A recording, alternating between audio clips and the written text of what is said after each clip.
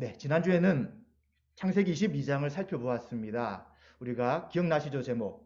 미리 준비하시는 하나님이란 제목으로 하나님께서 아브라함이 하나님을 경외하는지를 알고자 하기 위해서 그의 외아들 사랑한 독자 이삭을 번제로 바치라고 말씀합니다. 아브라함은 그 말씀에 순종함을 통하여 이제 하나님께 하나님을 경외하는 것이 분명한 것들을 드러내었고요.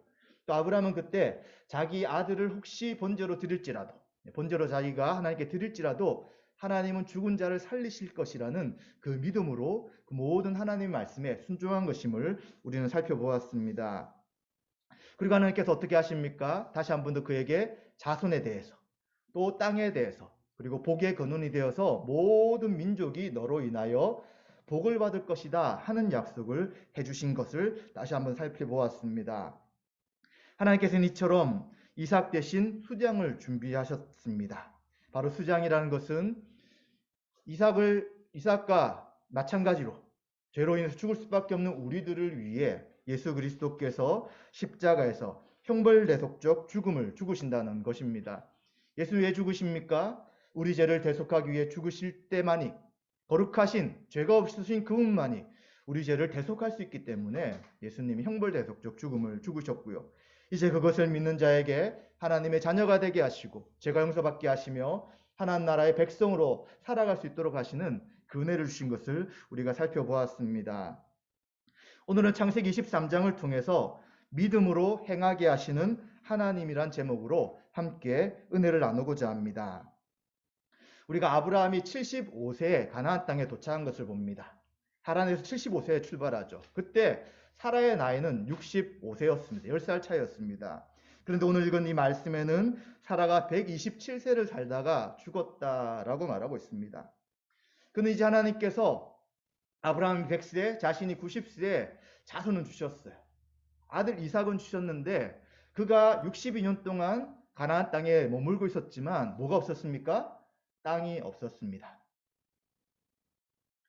이제 그는 땅 한 평 없이 계속해서 유목민으로 하나님 약속한 땅을 북쪽부터 남쪽까지 동서로 다니면서 그곳을 하나님이 주신 땅이다 하는 생각을 가지면서 살아왔으나, 그러나 그가 죽을 때쯤에는 아무런 매장지를 얻을 수 없는 그러한 상황이었음을 우리는 알게 되는 것입니다. 아브라함은 사라를 위해 슬퍼합니다. 자신이 사랑하는 아내, 갈대우르에서 떠나서 지금까지 함께 해왔던 그 여정 가운데 그는 슬퍼하였고 이제 사라를 먼저 하나님 앞에 보내야 되는 상황입니다. 그런데 그가 하는 일이 무엇이었습니까?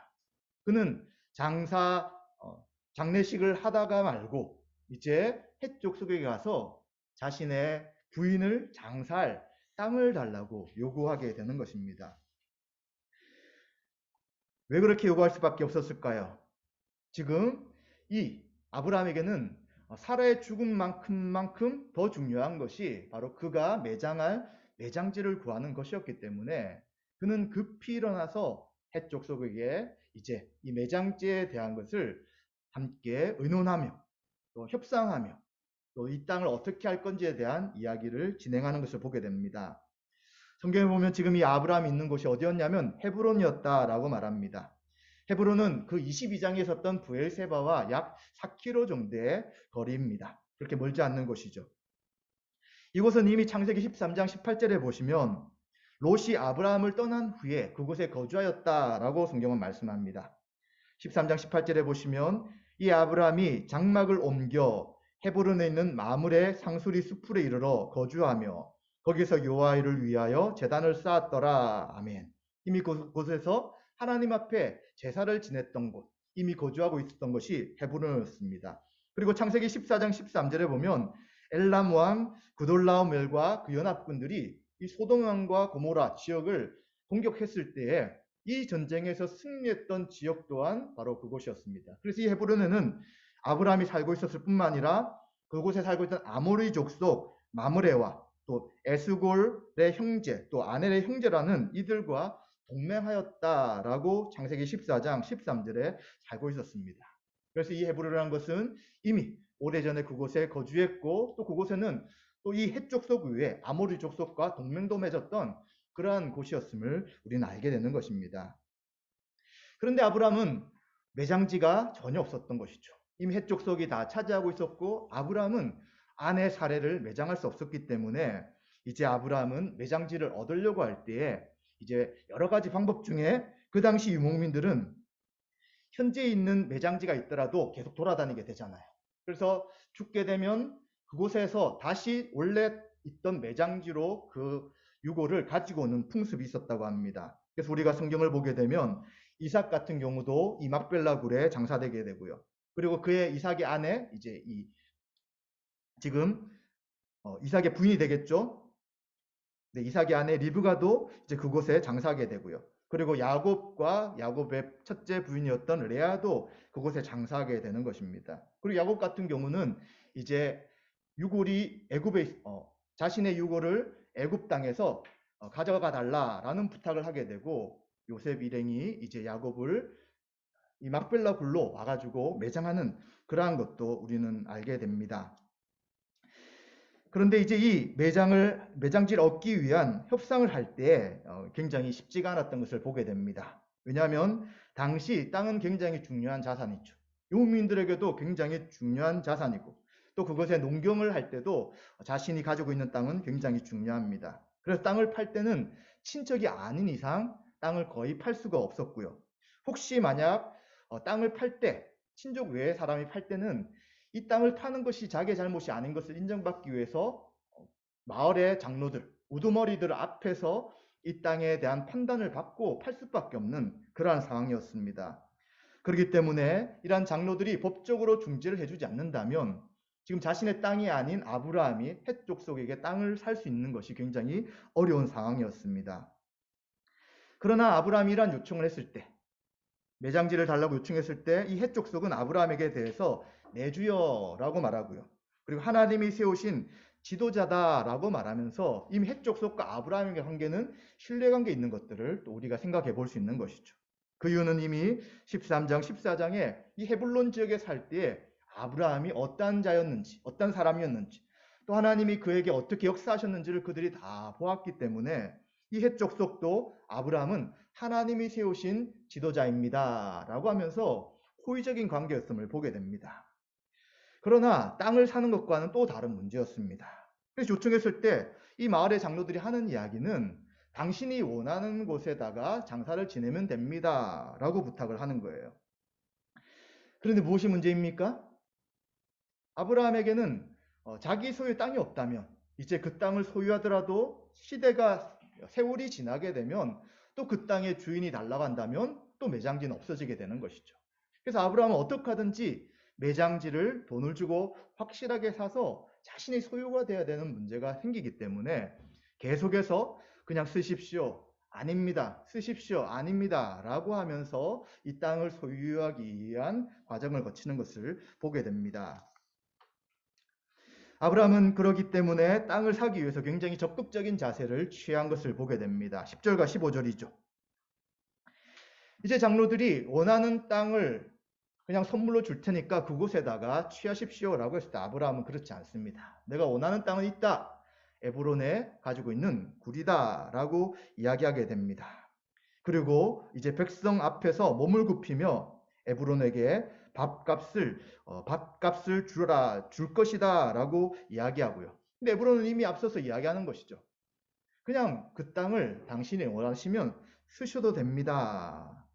쓰도록 하겠습니다라고 이야기하죠. 그런 앞에도 말씀드린 것처럼 이것은 분명한 거래가 아니기 때문에 언제든지 에그론의 후예들이 이 땅 우리 땅입니다. 돌려달라고 하면 돌려줄 수밖에 없는 상황입니다. 또 다르게 생각한다면 지금은 이 땅을 팔 생각이 없습니다. 라고 말하는 것으로도 이해할 수 있는 것이죠.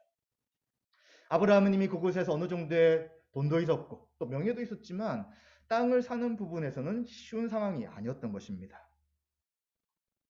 그래서 아브라함은 다시 한 번 더 그 땅의 백성 앞에서 몸을 굽히면서 에불론에게 밥값을 줄 것이다 라고 하면서 이제 제발 그 땅을 나에게 팔아주십시오. 저는 이곳에서 수십 년간 거주했지만 계속해서 용민으로 살았지만 지금 나의 부인을 매장할 만한 땅도 하나 없는데 제발 이것을 저에게 달라고 그는 간곡하게 부탁하게 됩니다. 이때 에브론은 얼마를 부르게 되냐면 은 400세겔을 부르게 됩니다. 약 은 2.7kg인데 이 당시 1년 노동자가 10세겔을 벌 수 있었다고 합니다. 10세겔에 400세겔이니까 수십 년 죽을 때까지 일을 하더라도 벌 수 없는 그만한 금액이었습니다. 또 이러한 땅에 대한 예가 성경에 많이 나타나는데 오므리라는 사람이 사마리아의 터를 살 때 6,000세겔에 샀고요. 왕상 16장 24절. 그리고 다윗이 성전 터를 금 600세겔에 사게 됩니다. 대상 21장 25절. 그리고 다윗은 타작마당은 50세겔에 사게 되었고요. 3상 24장 24절. 그리고 예레미야는 17세겔에 땅을 샀다고 예레미야 32장 9절에 말씀하고 있습니다. 그래서 다른 성경과 비교해서 이게 어느 정도 금액인지는 알 수 없지만 그 당시 10세겔이 1년 동안 벌 수 있는 돈이었다면 이 400세겔은 굉장히 큰 금액이었음을 알게 되는 것입니다. 도대체 아브라함이 왜 이렇게 많은 돈을 요구함에도 불구하고 꼭 돈을 지불해서 이 땅을 살려고 할까요?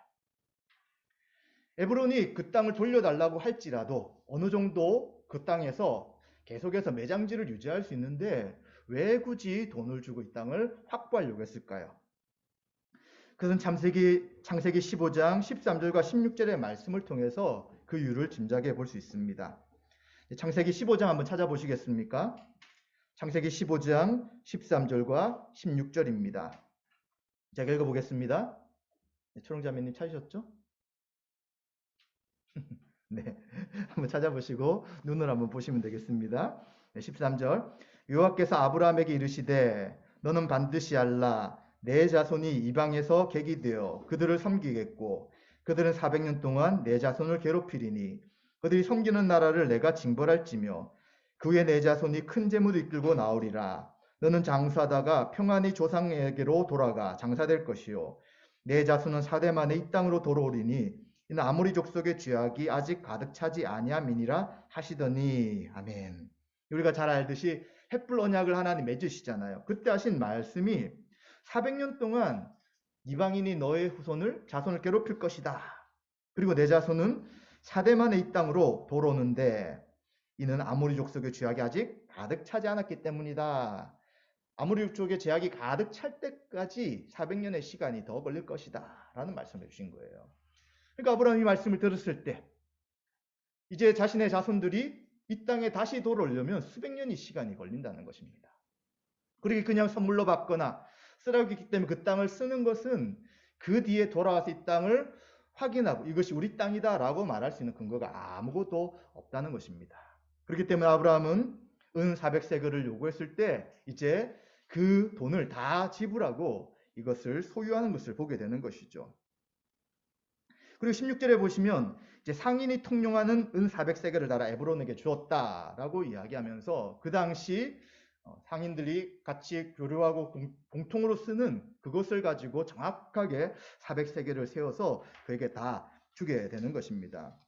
처음에 이 400세겔을 요청했을 때 그 당시 상인들 근데 이게 찾아보니까 다들 틀려요. 이게 아주 오래전 3500년 전의 일들이고 그 당시 기록들이 여러 개가 있으면 좋은데 기록도 많이 남지 않기 때문에 대충 이럴 것이다 라고 말해서 의견은 다 틀리지만 보통은 상인들이 먼저 값에 배를 부른다고 합니다. 땅값이 만약 200세겔이었으면 400세겔을 부른 것이죠. 그리고 이제 그 땅에서 조금씩 흥정해가지고 값을 낮출 수도 있었다고 합니다. 그런데 만약 여기서 또 낮춰버리거나 또 다른 이야기를 하면 사실 흥정이라기보다는 기분이 상할 수 있게 되는 것이죠. 그래서 정확하게는 왜 이런 과정을 거쳤는지 지금 우리가 분명히 알 수 없지만 그러나 우리가 알 수 있는 것 한 가지는 아브라함이 이 땅을 얻기 위해서 하나라도 문제가 생기지 않도록 차후에라도 또 땅값에 대해서라도 아무런 문제가 생기지 않도록 철저하게 그들이 원하는 땅 주인이 원하는 모든 것 법적인 것을 다 정리해서 이제 땅을 샀다는 것을 우리는 알게 되는 것이죠.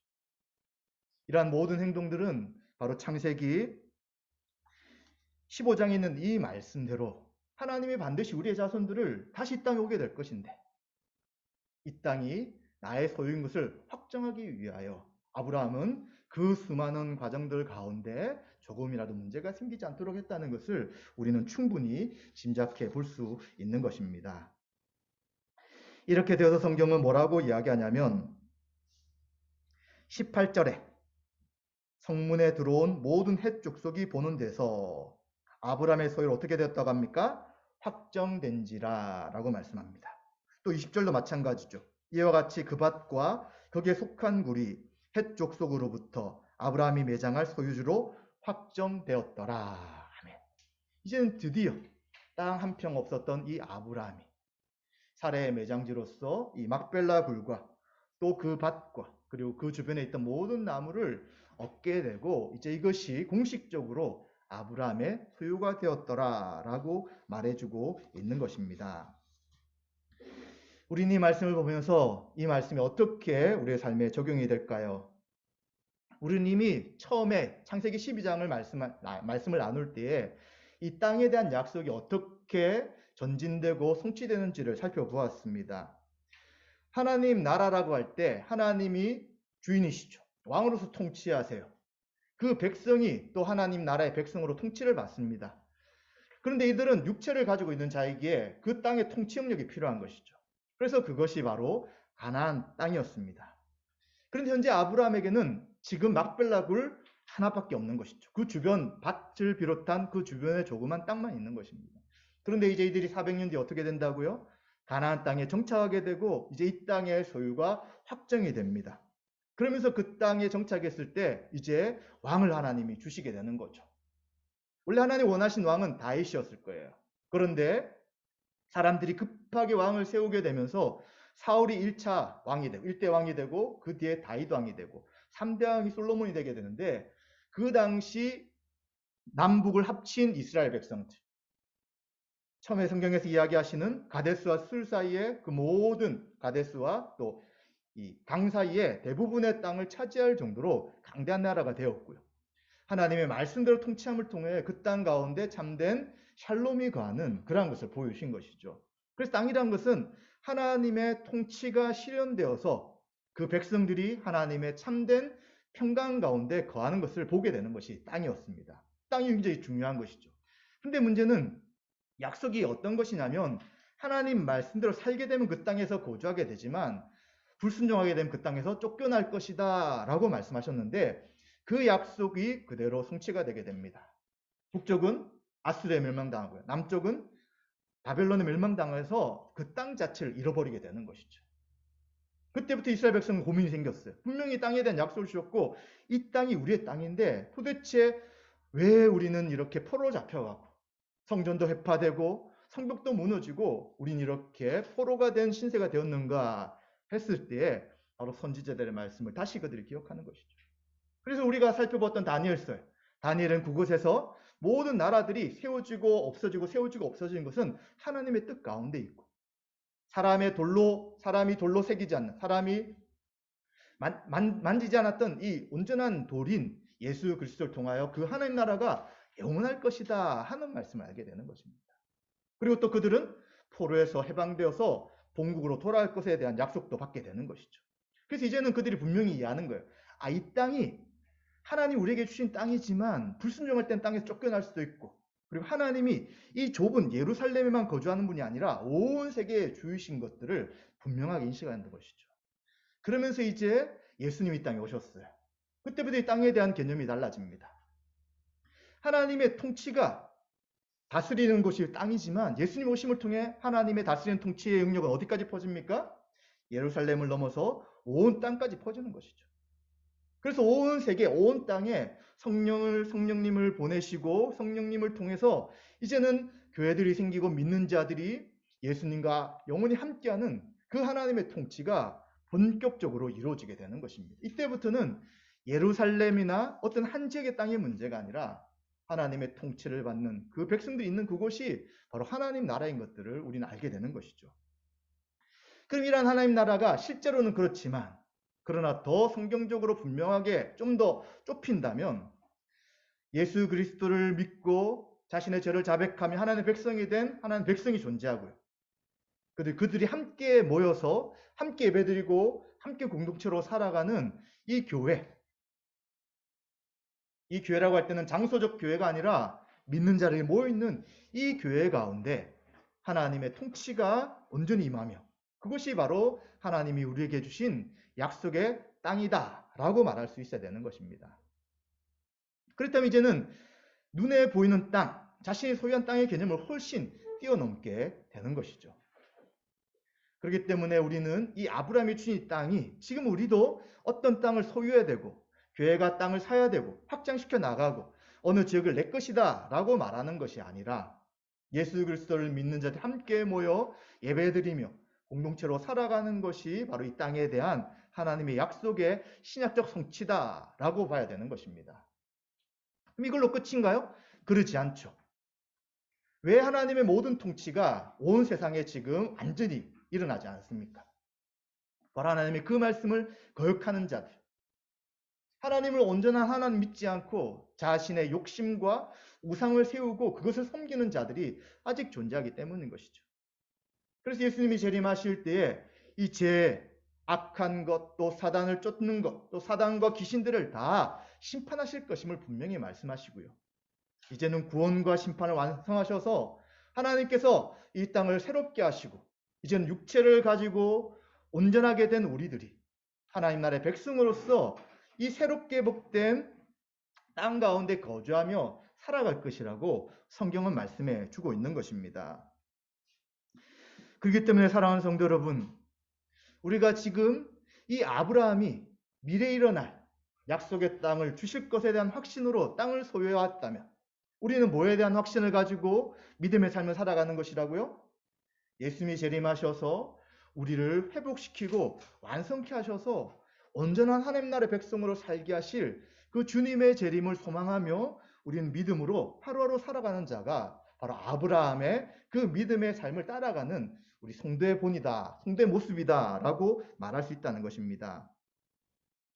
성경의 모든 약속은 다 성취되었습니다. 예수님이 오실 것에 대해서 성취가 되었고요. 그가 십자가에서 죽으실 것에 대해서 성취되었고요. 그가 부활하실 것에 대해 성취되고요.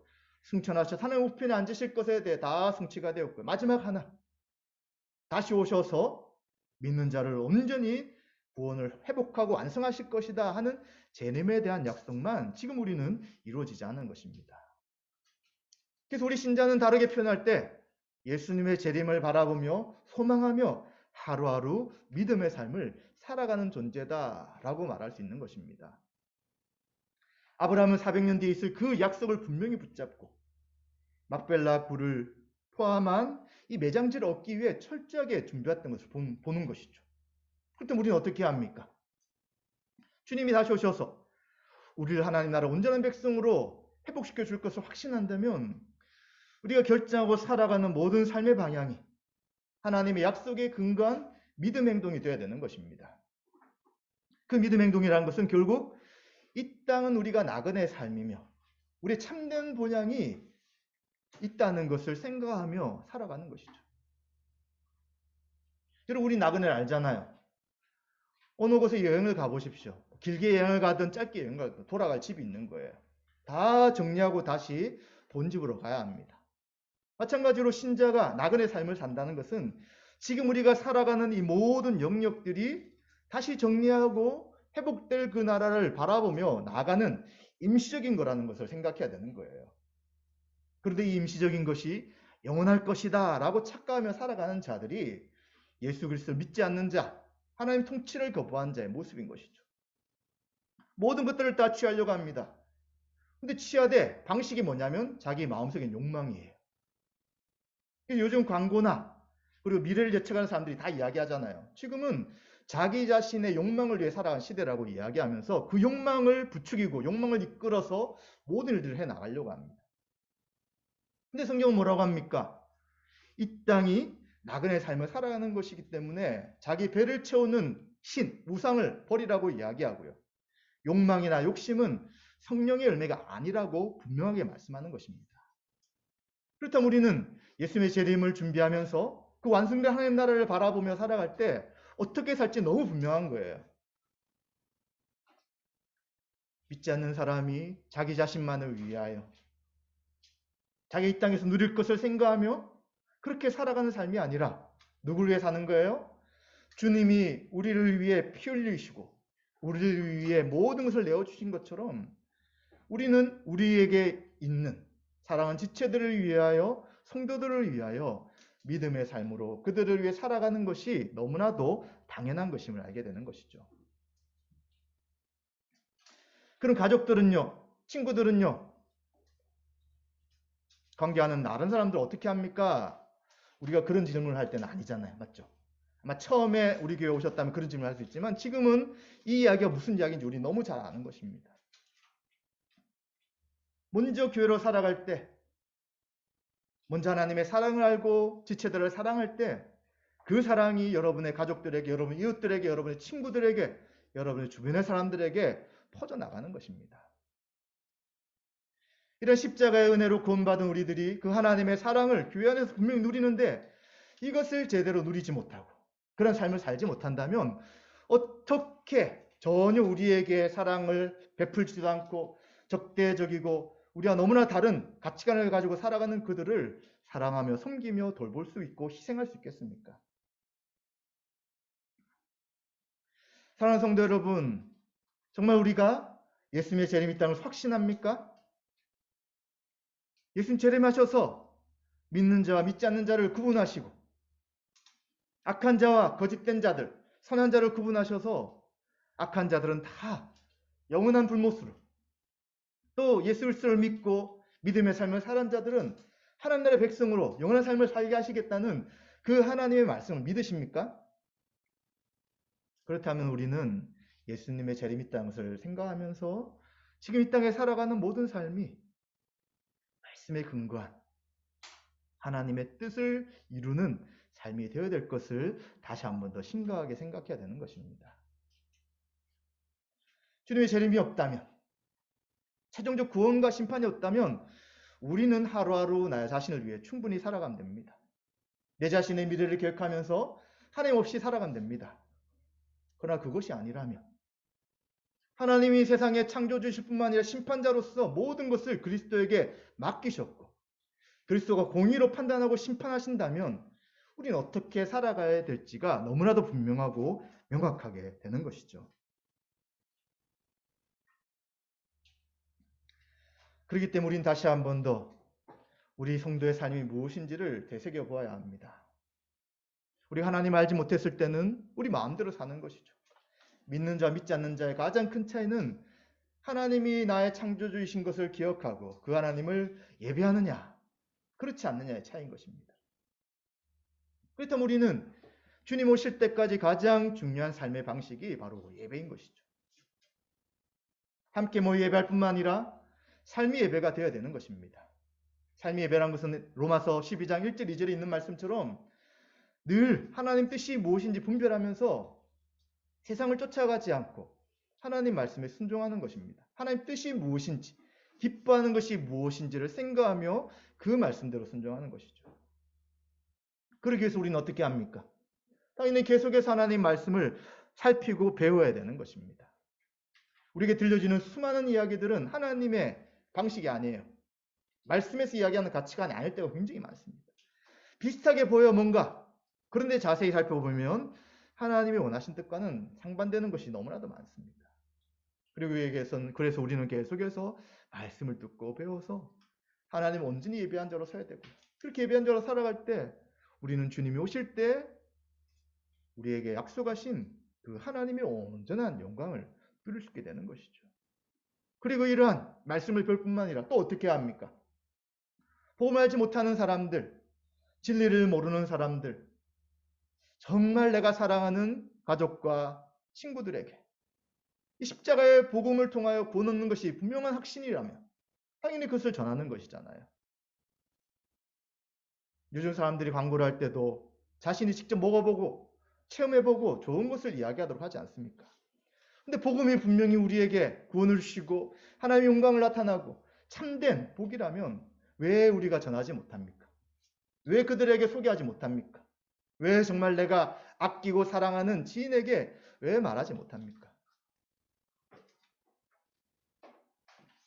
그들 한 명 한 명이 하나님 나라의 백성이 되어서 이제 이 땅이 나그네인 것을 알고 믿음으로 살아가고 이제 그 완성된 하나님 나라에서 영원한 삶을 살아가도록 당연히 우리는 이야기하는 것이 합당한 것이죠. 사랑하는 성도 여러분, 말씀 마무리하도록 하겠습니다. 아브라함은 자손과 땅에 대한 하나님의 약속을 신뢰하였습니다.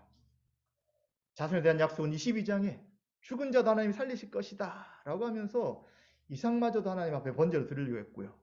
그리고 땅에 대한 약속은 400년 뒤에 있을 일이지만 어떤 상황 속에서도 이 땅이 아브라함과 그들의 후손의 땅이 될 수 있도록 400세계를 주고 땅을 취한 것을 통하여 그의 삶은 하나님의 약속이 성취될 것을 바라보며 믿음으로 행하는 삶인 것을 우리는 보게 됩니다. 성도의 삶은 현재의 삶을 살아갈 때 결국 미래에 우리에게 주신 약속이 어떠한 건지를 아는 자와 그렇지 않는 자로 구분되는 것입니다. 약속을 아는 자는 현재 삶을 결정할 때 그 약속을 붙잡고 하나하나 결정해 나갑니다. 그러나 그 약속을 믿지 않는 사람들은 실제로는 하루의 결정이 자기 욕망, 세상 가치관, 그리고 하나님의 말씀과 다른 섞인 것들을 통하여 결정해 나가면서 결국 가면 갈수록 길이 틀려지게 되는 것이죠. 그렇기 때문에 사랑하는 성도님, 우리의 삶의 한 방향 한 방향, 한 걸음 한 걸음은 믿음으로 순종하는 것인가? 아니면 믿음으로 순종하지 않고 자기 뜻대로 살아가는 삶인가를 생각하게 되는 것이죠. 주님의 재림을 통해 하나님의 백성들을 하나님의 온전한 나라의 백성으로 회복시켜 주시고요. 또 그리고 그 영원한 나라에서 하나님과 함께 예배하며 사랑하며 살아가는 것이 우리의 참된 소망이라면 우리 이 땅에서도 그 하나님이 우리의 왕이심을 인정하고 그 주님의 통치를 받으며 살아갈 것입니다. 그러한 살아가는 삶의 가장 중요한 것은 주님이 다시 오셔서 우리에게 주실 약속을 성취하실 것이기 때문에 이 땅에서 우리는 궤적 삶을 살아갈 것이다. 하나님의 말씀이 원하시는 대로 살 것이다 하는 것입니다. 우리 현재의 삶이 미래에 이루어질 하나님의 약속에 근거한 행동이 되시기를 주님의 이름으로 축원드립니다.